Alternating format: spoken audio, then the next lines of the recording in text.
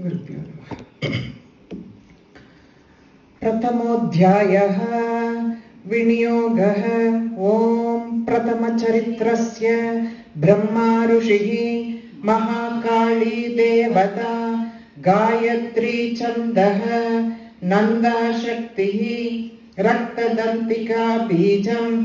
अग्निस्तत्त्वम्, ऋग्वेदस्वरूपम्। श्री महाकाली प्रीत्यर्थे प्रथम चरित्र जपे विनियोगः। ध्यानम्। ओम खड्गं चक्रगदेषु चापपरिगाञ्जूलं भुशुण्डीं शिरः, शङ्खं सन्ददतीं करैस्तृणयनां सर्वाङ्गभूषावृताम्, नीलाश्मद्युतिमास्य पाददशकां सेवे महाकालिकां, यामस्तौ स्वपिते हरौ कमलजो हन्तुं मधुं कैटभम्। ॐ नमश्चण्डिकायै। ॐ ऐं मार्कण्डेय उवाच। सावर्णः सूर्यतनयो यो मनुः कथयतेष्टमः, निशामयत् तदुत्पत्तिं विस्तराद्गदतो मम, महामायानुभावेन यथा मन्वन्तराधिपः, स बभूव महाभागः सावर्णस्तनयो रवेः, स्वारोचिषेन्तरे पूर्वं चैत्रवंशसमुद्भवः, सुरतो नाम राजाभूत् समस्ते क्षितिमण्डले, तस्य पालयतः सम्यक् प्रजाः पुत्राणि वौरसान्, बभूवुः शत्रवो भूपः कोला विद्वंसिनस्तदा, तैस्तस्य तैरभवद्युद्धम् अतिप्रबलदण्डिनः, न्यूनैरपि स तैर्युद्धे कोला विद्वंसिभिर्जितः, ततः स्वपुरमायातो निजदेशाधिपोऽभवत्, आक्रान्तः स महाभागस्तैस्तदा प्रबलारिभिः, अमात्यैर्बलिभिर्दुष्टैर्दुर्बलस्य दुरात्मभिः, कोशो बलं चापहृतं तत्रापि स्वपुरे ततः, ततो मृगया व्याजेन हृतस्वाम्यः स भूपतिः, एकाकी हयमारुह्य जगामगहनं वनम्, स तत्राश्रममद्राक्षे द्विजवर्यस्य मेधसः, प्रशान्तश्वावताकीर्णं मुनिशिष्यो बशोभितं, तस्थौ कञ्चित् सकालं च मुनिना तेन सत्कृतः, इतश्चेतस्तविचरं तस्मिन् मुनिवराश्रमे, सोचिन्तयत्तदा तत्र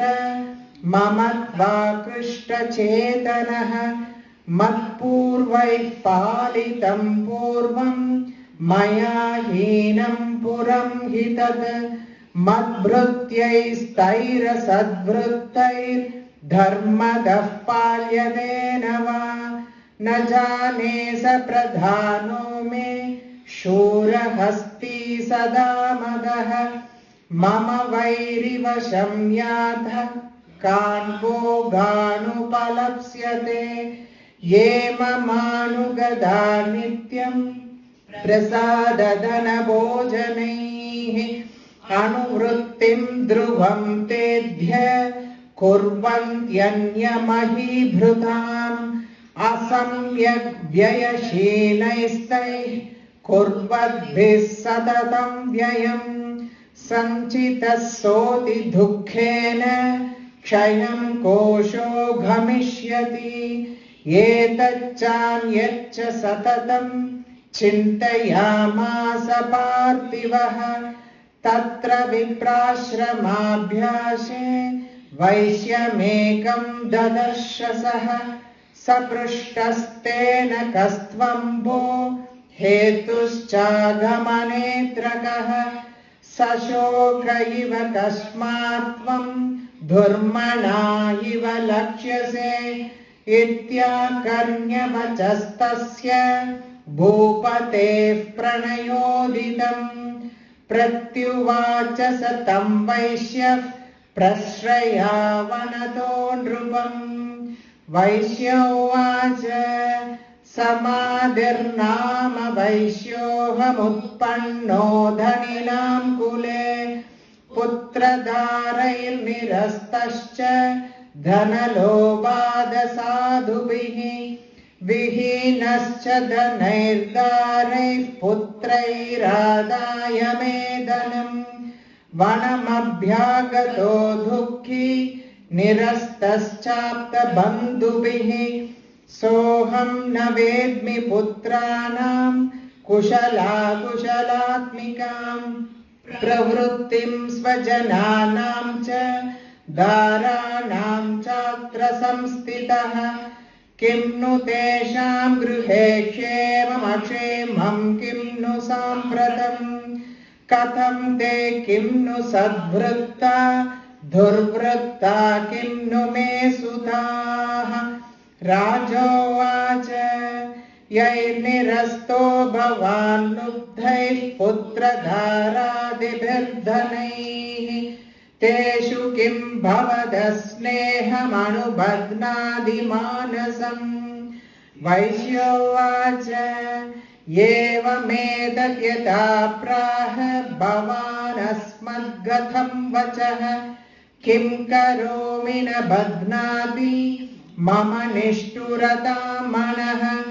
यैः सन्त्यज्य पितृस्नेहं धनलुब्धैर्निराकृतः पतिस्वजनहार्दं च हार्दितेष्वेव मे मनः किमेतन्नाभिजानामि जानन्नपि महामते यत्प्रेम प्रवणं चित्तं विगुणेष्वपि बन्धुषु तेषां कृते मे निःश्वासो धौर्मनस्यं च जायते करोमि किं यन्न मनस्तेष्वप्रीतिषु निष्ठुरम् मार्कण्डेयोवाच ततस्तौ सहितौ विप्र तं मुनिं समुपस्थितौ समाधिर्नाम वैश्योऽसौ स च कार्तिवसत्तमः कृत्वा दुतौ यथा न्यायं यथार्हं तेन संविदम् उपविष्टौ कथाः काश्चित् चक्रतुर्वैश्यपार्थिवौ राजोवाच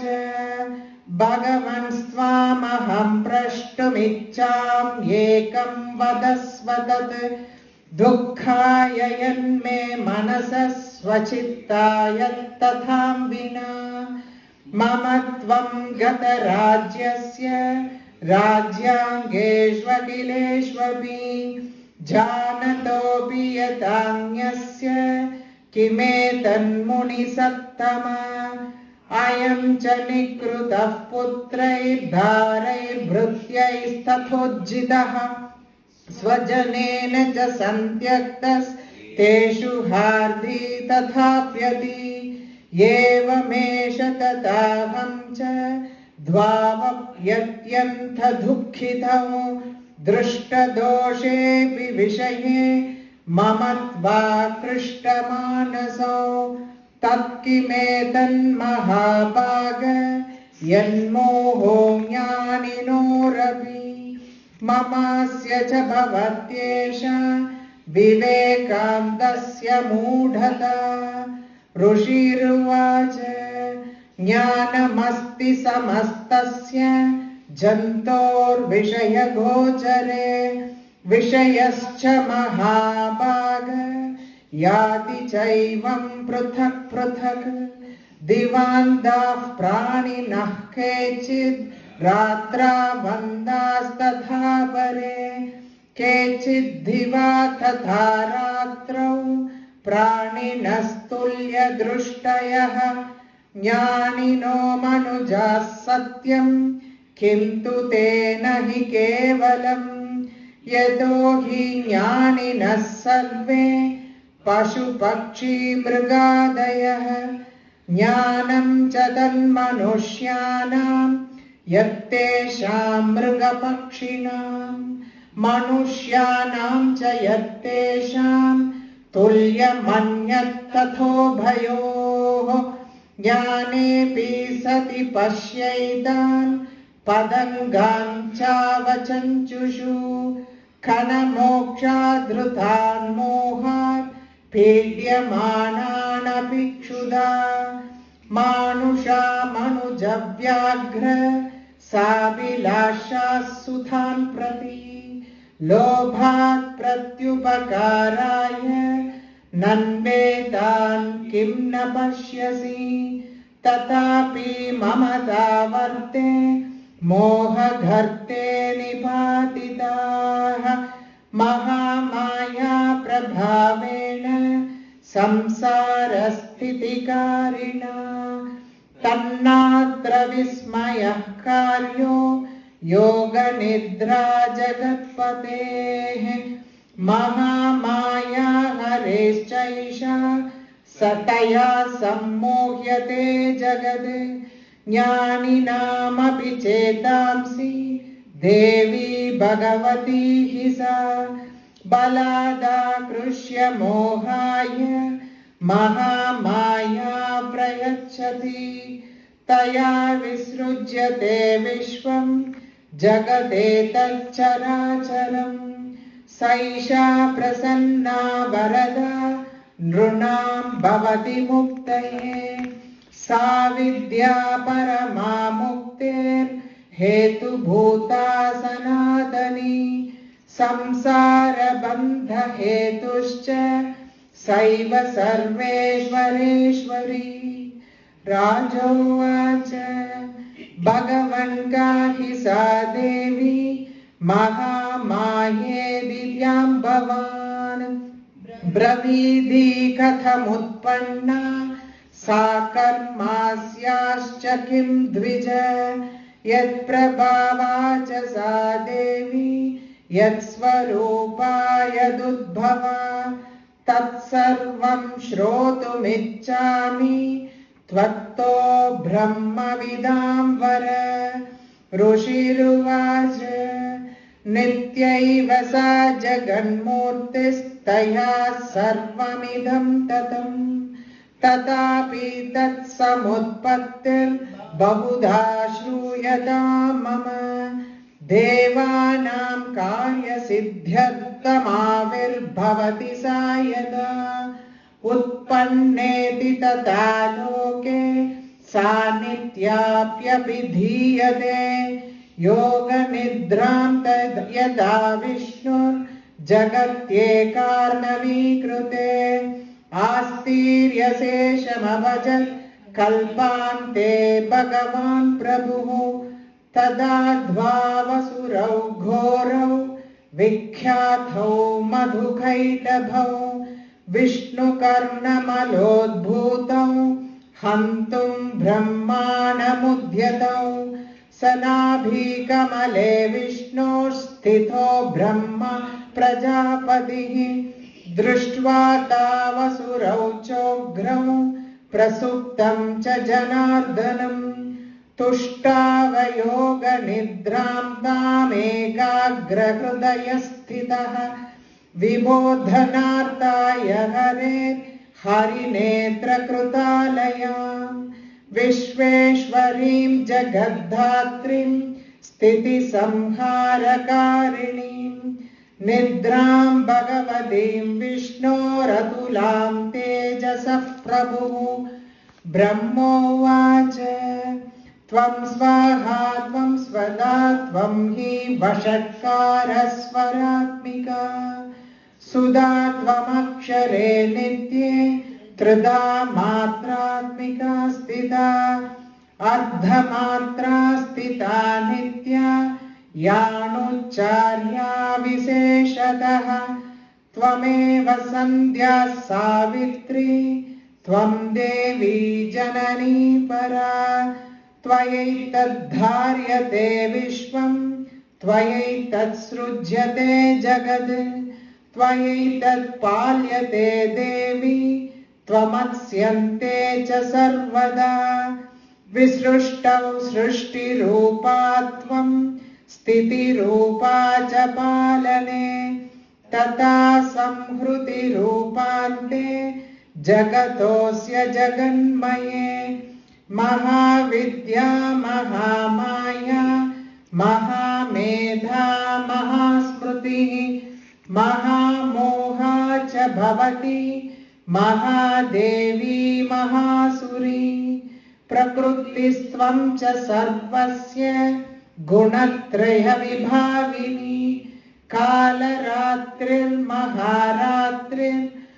कालरात्रिर्महारात्रिर्मोहरात्रिश्च दारुणा त्वं श्रीस्त्वम् ईश्वरीस्त्वं ह्रीस्त्वं बुद्धिर्बोधलक्षणा लज्जा पुष्टिस्तथा तुष्टिस्त्वं शान्ति शान्तिरेव च खड्गिनी शूलिनी घोरा गदिनी चक्रिणी तथा शङ्किनी चापिनी बाणभुषुण्डी परिगायुधा सौम्या सौम्यतरा शेष सौम्ये भस्वति सुन्दरी परा पराणां परमा त्वमेव परमेश्वरी यच्च किञ्चित् क्वचिद्वस्तु सदसद्वा किलात्मिके तस्य सर्वस्य या शक्तिः सा त्वं किं स्तूयसे तदा यया त्वया जगत्सृष्टा जगत्पाद्यत्ति यो जगत् सोऽपि निद्रावशं नीतः कस्त्वां स्तोतुमिहेश्वरः विष्णुः शरीरग्रहणमहमीशान एव च कारितास्ते यदोतस्त्वां कस्तोतुं शक्तिमान् भवेत् सा त्वमित्थं प्रभावैश्वैरुदारैर्देवि संस्तुता मोहयैतौ दुरादर्शा वसुरौ मधुकैटभौ प्रबोधं च जगत्स्वामी नीयतामच्युतो लघु बोधश्च क्रियतामस्य हन्तुमेतौ महासुरौ ऋषिरुवाच एवं स्तुता तदा देवी तामसी तत्र वेधसा विष्णोः प्रबोधनार्थाय निहन्तुं मधुकैटभौ नेत्रास्य नासिका बाहु हृदयेभ्यस्तथोरसः निर्गम्य दर्शने तस्थौ ब्रह्मणो व्यक्तजन्मनः उत्तस्थौ च जगन्नाथस्तया मुक्तो जनार्दनः एकानने हि शयनात् ततः स ददृशेच्छतौ मधुकैटभौ दुरात्मानावधिवीर्यपराक्रमौ क्रोधरक्ते क्षणावक्तुं ब्रह्माणं जनितोद्यमौ समुत्थाय ततस्ताभ्यां युधे भगवान् हरिः पञ्चवर्षसहस्राणि बाहुप्रकरणो विभुः तावप्यतिबलोन्मत्तौ महामाया विमोहितौ उक्तवन्तौ वरोऽस्मत्तो व्रियतामिति केशवम् श्रीभगवानुवाच भवेदामद्य मे तुष्टौ मम वध्या उभावपि किमन्येन वरेणात्र एतावद्दिवृथं मम ऋषिरुवाच वञ्चिताभ्यामिति तदा सर्वमापोमयं जगद् विलोक्यताभ्यां गदितो भगवान् कमलेक्षणः आवां जहिन यत्रोर्वी सलिलेन परिप्लुता ऋषिरुवाच ततेत्युक्त्वा भगवता शङ्खचक्रगदाभृता कृत्वा चक्रेण वैचिन्ने जगने शिरसि तयोः एवमेषा समुत्पन्ना ब्रह्मणा संस्तुता स्वयं प्रभावमस्या देव्यास्तु भूयः शृणु वदामि ते। ऐं ॐ इति श्रीमार्कण्डेयपुराणे सावर्णिके मन्वन्तरे देवी माहात्म्ये